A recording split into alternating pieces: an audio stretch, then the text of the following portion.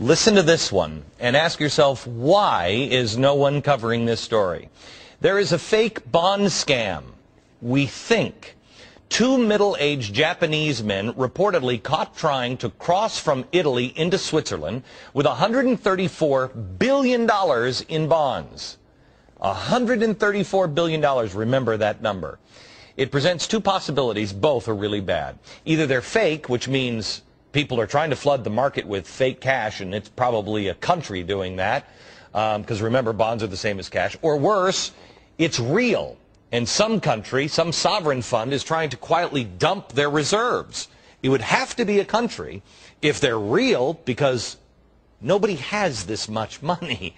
That is 1% of our GDP.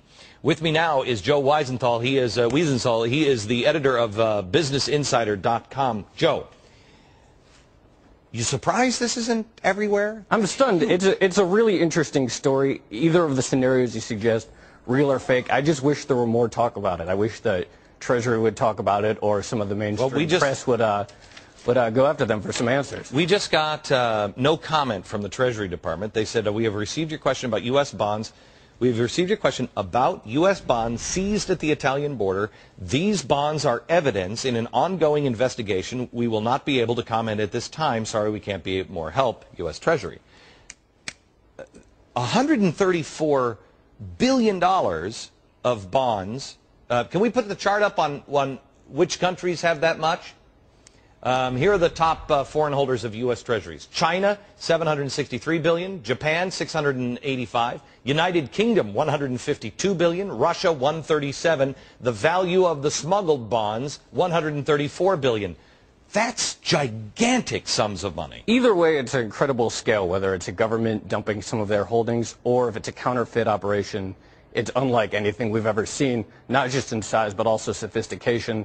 The fact that it's this long before they can just dismiss them as being fake or say these are real. Right. So who would have the technology to fake that? Would that be North Korea? I would imagine any government that prints currency could probably procure a printer, extremely high quality printer. Right. So this would be you think only possibly a government would be able to do this? It would be the kind of technology that you would expect only a government to have. Okay. And if they are real, this is what people. Well, every day the market wakes up to some news of someone in Russia or China or Japan making some comment on the dollar. Either they're getting nervous about holding it, or some days they come out and say they're confident in the dollar. But the market's completely on edge on this question: will foreign governments keep buying our debt? So if it is real, and if there is a foreign government that's sort of secretly trying to dump some of their dollar holdings, that's a big story. That really tips the story in one direction. Apparently these bonds are old, and they come from the 50s and the 60s.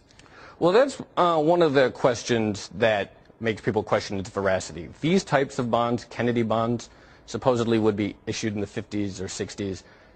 The reason that they were, $500 million face value bond, it's almost hard to believe that we ever issued those. Apparently the reason was, they're bearer bonds. You have to send in a coupon and collect the money. Well, if you're borrowing a lot of money, you want to have huge coupons, because otherwise it's just too much of a pain to keep sending them in.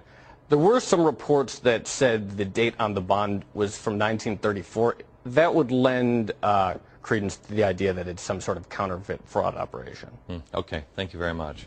We'll follow this because one way or another it's not good. Somebody is trying to print mass amounts of our money, and which would be, well, our Fed is doing it, our Treasury is doing it. Why not everybody?